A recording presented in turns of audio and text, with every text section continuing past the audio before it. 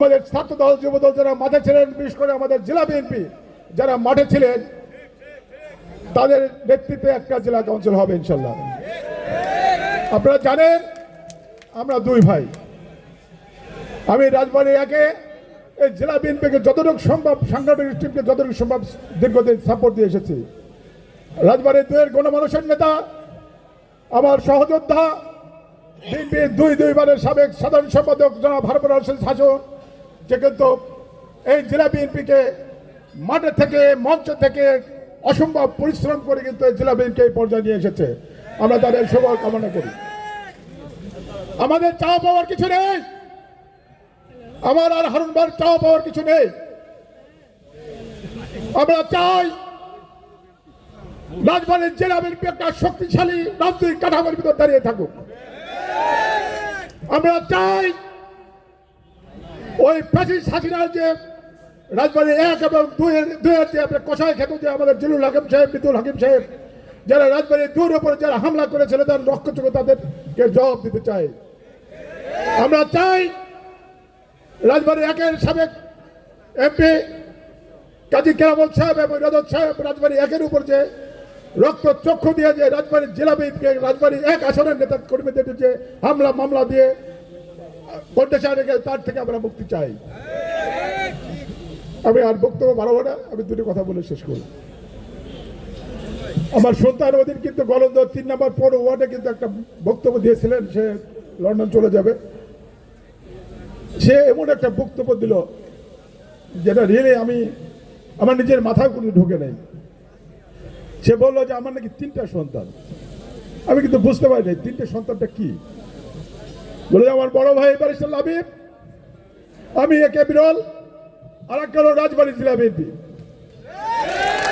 আমি ভাবতেও পারি নাই যে আমার সন্তান এরকম একটা বোধ তার ভিতরে তৈরি হয়েছে, যে ত্যাগ আমি জেলা বিএনপি করেছি। আমি আপনাদের নেতৃত্বে এই মঞ্চে দাঁড়িয়ে কিন্তু আমার মনে পড়ে মরহুম অ্যাডভোকেট খালেকের কথা।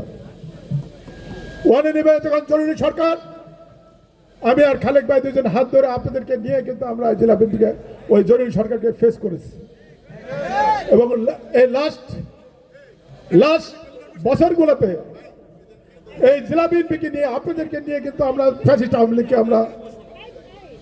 লীগকে কিন্তু আমরা ফেস করেছি। আপনারা প্রায় 20 বছর আগে কাউন্সিল চেয়েছিলেন, তৃণমূল নেতারা আপনার ভোটের মাধ্যমে গণতান্ত্রিক নির্বাচন করতে চান। আমাদের সেন্ট্রাল বিএনপি নেতারা আসছে, এই ব্যবস্থা আপনারা করে দেবেন এবং সেই সম্পূর্ণ ভোটের মাধ্যমে সেটা হবে। আমি আর একটু বলে আমি শেষ করি। আমাদের নেতা থাকেন ইউরোপে, সে তার যে মেসেজ, তার যে 31 দফা রাষ্ট্র কাঠামোর যে আমি যতটুকু বুঝতে পেরেছি, সে ইউরোপ এবং এশিয়ার মিশ্রভাবে একটা বাংলাদেশকে একটা আধুনিক সোশ্যাল ওয়েলফেয়ার রাষ্ট্রে সে পরিণত করতে চায়। যে কারণে সে ফ্যামিলি কার্ডের কথা বলেছে, যে কারণে সে কৃষি এবং কৃষকের জন্য সে বলছে ইউনিয়ন একটা পার্চেস সেন্টার হবে। সে বলেছে রেইনবো নেশন হবে। এখানে একটা মানবিক যে অত্যাচার, অমানবিক অত্যাচার, সেখানে মানবিক রাষ্ট্র এখানে নির্মাণ করতে চায়। যে স্বাস্থ্য নিয়ে জাতীয় স্বাস্থ্য নীতির কথা বলেছে, যে শিক্ষানীতির কথা বলেছে, যে পররাষ্ট্র নীতির কথা বলেছে। এমন কোনো জায়গা নাই। সে দীর্ঘদিন বসে লন্ডন থেকে আমাদের নেতৃত্ব দিয়ে সে একটা আধুনিক রাষ্ট্র, একটা কল্যাণমূলক রাষ্ট্র। আমাদের কাজ হলে তাকে আমরা কি তাকে সহযোগিতা করতে চাই না? তার যে স্বপ্ন, সেই স্বপ্ন আমরা বাস্তবায়ন করতে চাই। আমি আর বক্তব্য বাড়াবো না। তার আশা পূরণ হোক, আপনাদের আশা পূরণ হোক। দলের কাছে আমার কাছে চাওয়া পাওয়ার নাই। আমি একটা ঐক্যবদ্ধ বিএনপি দেখতে চাই। নির্বাচন কে করবে না করবে সেটা সিদ্ধান্ত দেবেন ভারপ্রাপ্ত চেয়ারম্যান সাহেব। আমাদের কাজ হলো, জেলা বিএনপির কাজ হলো একটা শক্তিশালী জেলা বিএনপি, একটা শক্তিশালী ইউনিয়ন বিএনপি, একটা শক্তিশালী ইউনিয়ন বিএনপি, একটা শক্তিশালী পৌর বিএনপি, একটা শক্তিশালী ওয়ার্ড বিএনপি। আমাদের কাজ এটা। আপাতত আমরা এটুকুর ভিতর থাকি, পরে নির্বাচনের কথা আমরা ভুলে যাই।